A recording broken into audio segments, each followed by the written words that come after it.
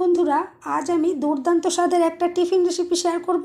ঘরে থাকা খুবই কম উপকরণে ও কম সময়ে তৈরি করে নিতে পারবেন। আর তৈরি করা খুবই সহজ।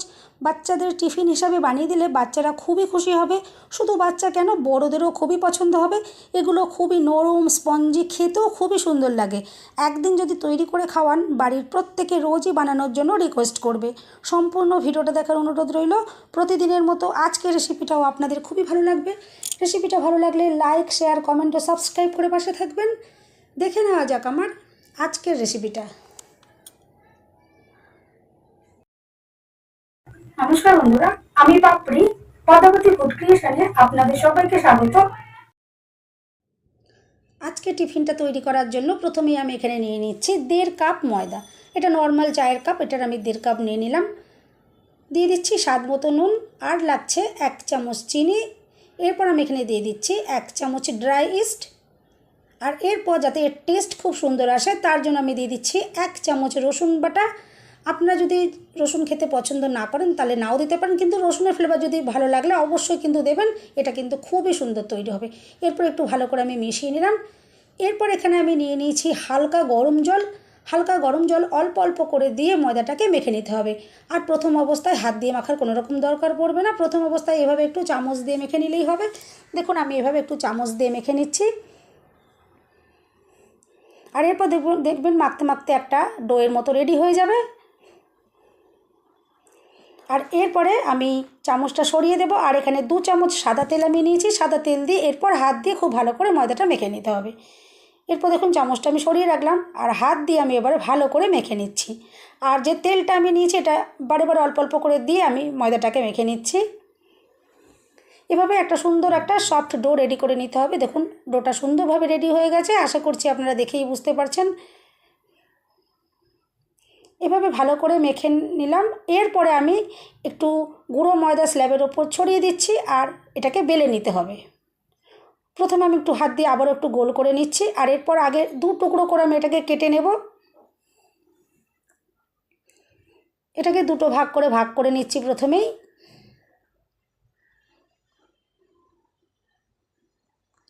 আর এরপরে এই 2 টুকরোকে আমি একটু গোল বলের মতো করে তৈরি করে নেব, যাতে বেলে নিতে সুবিধে হয়।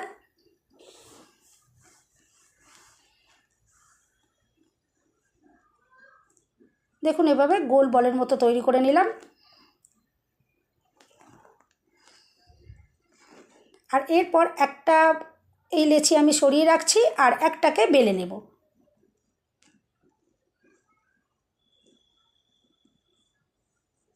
এভাবে একটু গুঁড়ো ময়দা দিয়ে বেলে নিতে হবে। বেশ একটু বড় সাইজের এটাকে বেলে নিলাম আমি। দেখুন চৌকো মতো করে একটু বেলে নিয়েছি। এরপর ওপর থেকে একটু অল্প পরিমাণে গুঁড়ো ময়দা আমি এভাবে একটু ছড়িয়ে দিচ্ছি।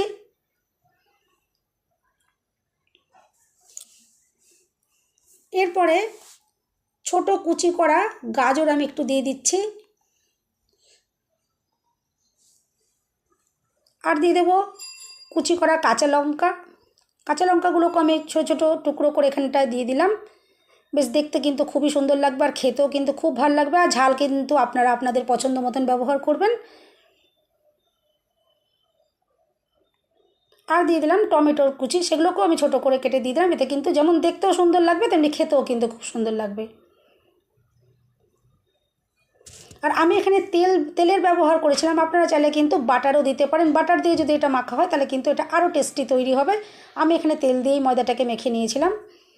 এরপর দেখুন এভাবে আমি ভাঁজ করে নিচ্ছি। আর আমি আশা করছি আপনারা দেখে বুঝতেই পারছেন, ঠিক এভাবেই ভাঁজটা করে নিতে হবে। এটা দেখুন একদম রেডি হয়ে গেল।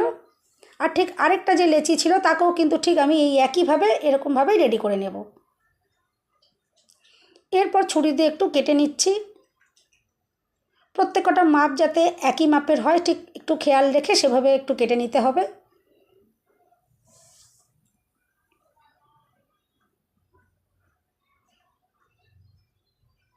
এভাবেই টুকরো করে আমি কেটে নিলাম। আর এরপর একটা টুকরোর ওপর আরেকটা টুকরো আমি এভাবে একটু দিয়ে দিয়ে প্রথমে জয়েন্ট করে রাখছি।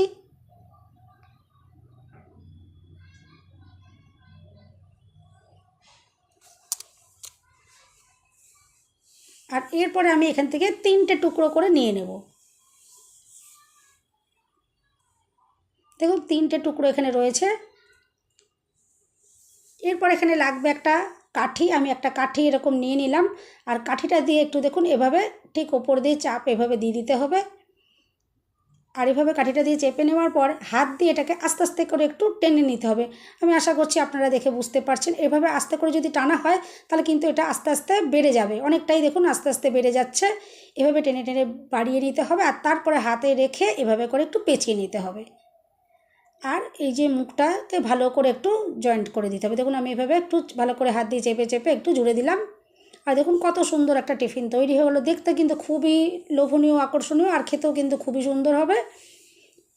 আমি আবারও একটা দেখিয়ে দিচ্ছি। দেখুন এভাবে আমি 3টে টুকরো নিয়ে নিলাম, আর ঠিক ওই সেমভাবেই একটা কাঠি দিয়ে একটু চাপ দিলেই দেখুন এটা সুন্দর একটা ডিজাইন এসে যাচ্ছে। আর তারপরে হাত দিয়ে একটু টেনে টেনে এটাকে বাড়িয়ে নিতে হবে যাতে প্যাঁচটা তৈরি করে নেওয়া যায়। আর এভাবে হাতে দেখুন একটু পেঁচিয়ে নিতে হবে, আর মুখটাকে এভাবে জুড়ে দিতে হবে।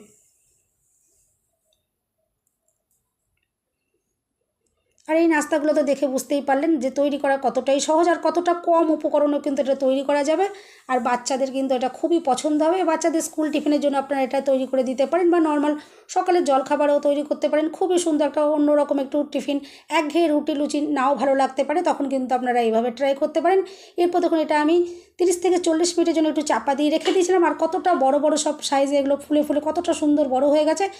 এরপর আমি একটু জল কড়াইতে গরম করে নিচ্ছি, ভালো করে ফুটিয়ে নিলাম। এরপর আমি এই থালাটা এখন এই কড়াইয়ের ভেতর বসিয়ে দিচ্ছি, আর এটাকে ভাপ দিয়ে নিতে হবে 10 থেকে 15 মিনিট। তার থেকে কিন্তু বেশি একদমই সময় লাগবে না। 10 থেকে 15 মিনিট পরে এটা কিন্তু একদমই রেডি হয়ে যাবে। দেখুন আমি এটা 12-13 মিনিট একটু ভাপিয়ে নিয়েছিলাম, এখন একদম রেডি হয়ে গেছে। এরপর আমি এটা ঠান্ডা করে আমি আপনাদেরকে দেখাবো যে কতটা সুন্দরভাবে তৈরি হয়েছে। দেখে বুঝতেই পারছেন কতটা নরম তুলতুলে স্পঞ্জি জালিদার একদম তৈরি হয়েছে। বন্ধুরা রেসিপিটা যদি ভালো লাগে অবশ্যই কিন্তু একটা লাইক দিতে ভুলবেন না। চ্যানেলটা সাবস্ক্রাইব করে আমার পাশে থাকার অনুরোধ রইল। বেল বাটনটা ক্লিক করে রাখবেন যাতে আমি যখনই নতুন ভিডিও আপলোড করব সঙ্গে সঙ্গে নোটিফিকেশান সবার আগে আপনার কাছে পৌঁছে যাবে।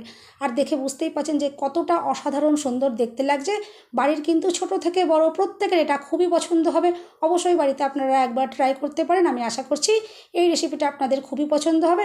আর দেখুন কতটা যে নরম স্পঞ্জি তৈরি হয়েছে, আর কতটা দেখতে অসাধারণ তৈরি হয়েছে, আর খেতেও কিন্তু খুবই অসাধারণ লাগবে। এরপর আমি এখান থেকে আপনাদেরকে একটু ভেঙেও দেখিয়ে দেবো যে ভেতর থেকে ওটা কতটা যে দুর্দান্ত আর সুন্দর তৈরি হয়েছে।